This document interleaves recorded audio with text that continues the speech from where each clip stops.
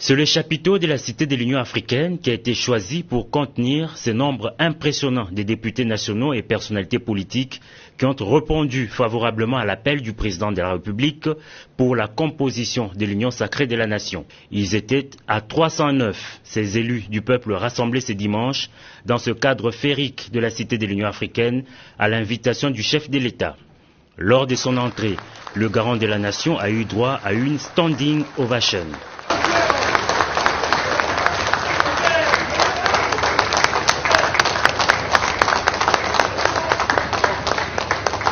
Initiateur de la rencontre, le président de la République a, dans son mot des circonstances, circonscrit le cadre de cet événement. Félix Antoine Tshisekedi Tshilombo a commencé par présenter ses vœux de nouvel an à l'assistance.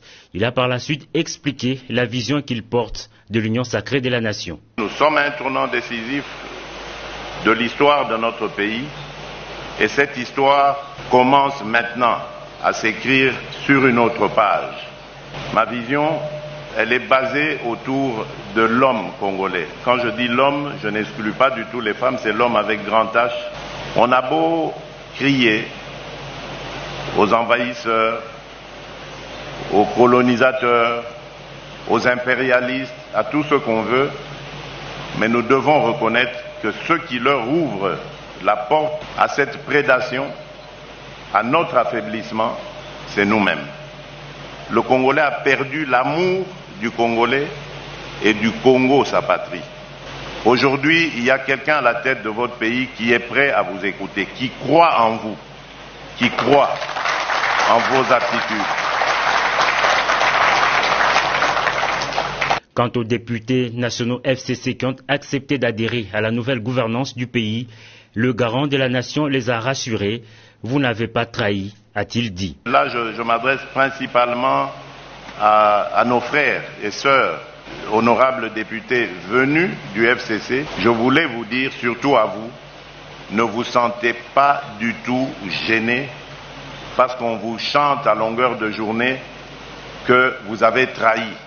Ce n'est pas vrai.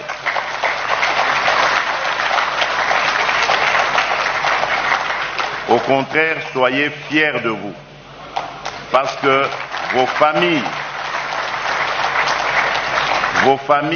vos électeurs sont fiers de vous. Vous les avez honorés. Vous n'avez trahi personne, parce que vous n'avez pas transformé vos engagements politiques. Vous n'avez pas quitté un parti politique pour entrer dans un autre. Vous avez compris tout simplement où était le bon sens et l'intérêt de notre nation. Et vous y avez répondu. Tour à tour, les députés nationaux se sont succédés à la tribune pour affirmer leur loyauté à l'autorité suprême du pays. C'est le président du bureau d'âge de l'Assemblée nationale qui a ouvert le bal. Ensuite, ont défilé les représentants des partis et regroupements politiques, toutes tendances confondues.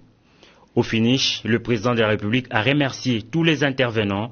Je suis convaincu qu'ensemble, nous allons réussir, a-t-il dit.